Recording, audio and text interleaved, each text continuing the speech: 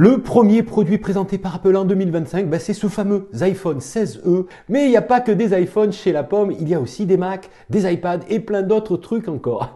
Et dans cette vidéo, on va causer nouveaux produits à la pomme, nouveaux Mac et nouveaux iPads entre autres, plus des news sur les iPhone 17, puisque oui, il pourrait avoir cette année aussi un produit surprise. Quel produit, quelle nouveauté et c'est pour quand? On en parle maintenant.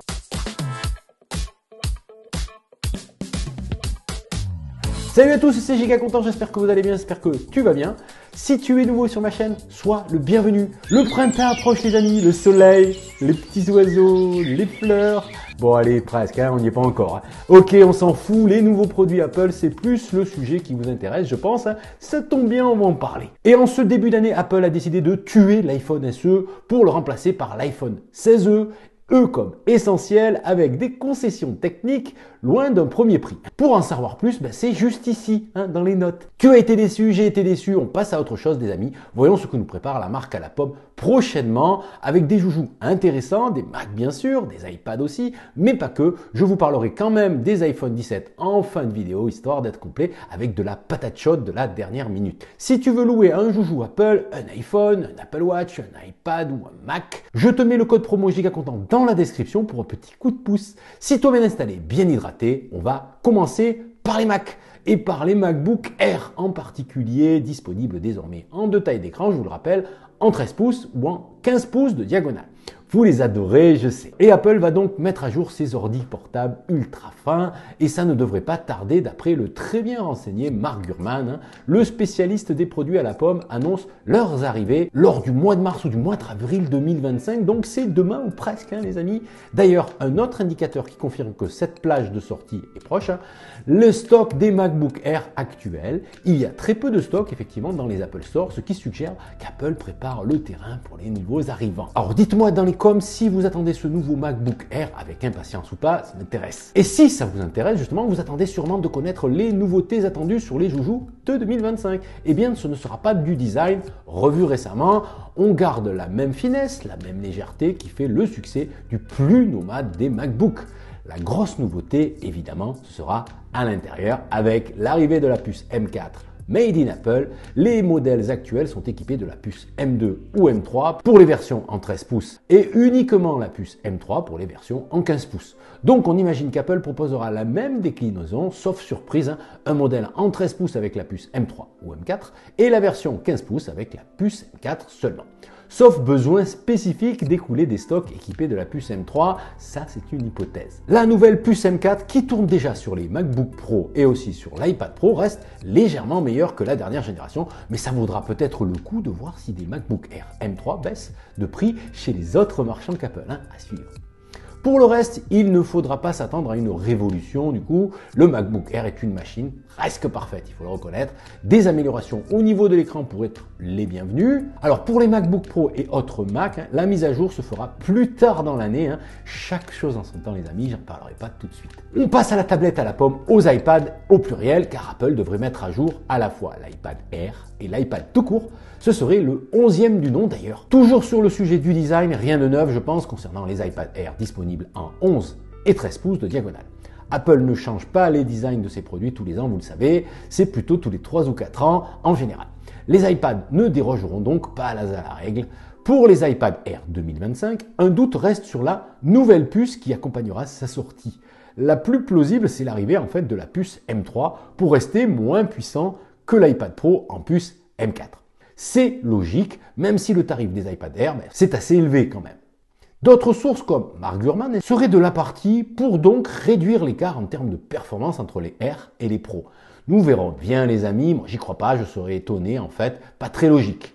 Un iPad Pro avec la même puce qu'un iPad Air, donnez-moi votre avis dans les coms, pour moi c'est difficile à croire. Allez, avant de vous causer iPhone 17, il me reste deux modèles d'iPad à évoquer. iPad Pro d'abord, une mise à jour du joujou a été lancée avec l'arrivée de la puce M4 en mai 2024. Donc logiquement, on passerait à la puce M5, la nouvelle génération, prochainement. Apple a lancé la puce M4 sur l'iPad Pro en 2024. Donc la pomme fera-t-elle la même chose cette année avec la puce M5? Non, je ne suis pas sûr. Mais je vais rester à l'écoute les amis, on ne sait jamais. Le dernier modèle qui pourrait être mis à jour ce printemps, c'est le fameux iPad classique. pour une 11e version. Et c'est selon moi l'iPad qu'il faut acheter dans 80% des cas. L'iPad le plus abordable d'Apple a été renouvelé en 2022. C'est donc le moment pour Apple de remettre le couvert. Et de la nouveauté, on va en avoir. D'abord, cet iPad serait compatible avec Apple Intelligence. Ah oui, donc il serait équipé au minima de la puce A17 Pro ou peut-être d'une puce M1. Et je trouve que c'est une excellente nouvelle. Bien sûr, tous les autres iPads sont déjà compatibles avec l'IA à la pomme, même l'iPad mini 7, mis à jour récemment, avec la puce A17 Pro justement.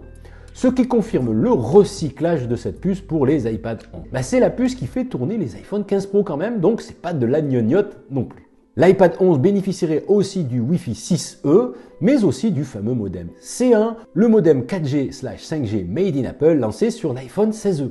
Bon, sachant que la plupart d'entre vous utilisent un iPad en mode Wi-Fi, mais bon, c'est quand même une bonne nouvelle. Autre bonne nouvelle, c'est le passage à 8 Go de RAM en principe pour justement faire tourner correctement Apple Intelligence, la suite d'IA générative d'Apple. Le lancement de l'iPhone 11 serait en fait imminent puisque selon les informateurs sur la chaîne d'approvisionnement, Apple aurait commencé l'expédition des usines en décembre 2024, donc juste à la fin de l'année. Donc le lancement se prépare. Apple préparerait aussi le lancement d'un produit mystère destiné à la maison connectée. Un iPad en fait dédié à la maison à la gestion de l'application HomeKit.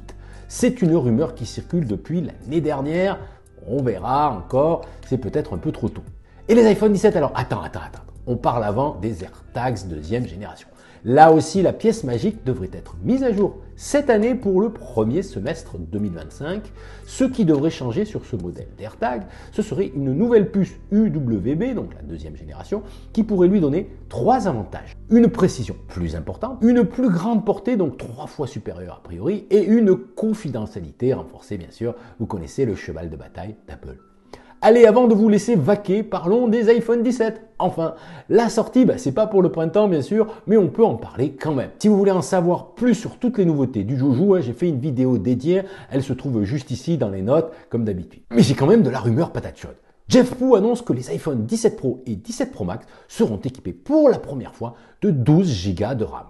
Même si d'autres sources restent prudentes sur le sujet, notamment Ming-Chi Kuo qui pense que ce changement ne serait disponible que sur l'iPhone 17 Pro Max pour des raisons techniques liées au refroidissement. Cette grosse évolution serait envisagée pour booster les modèles Pro pour les fonctions IA les plus gourmandes d'Apple Intelligence.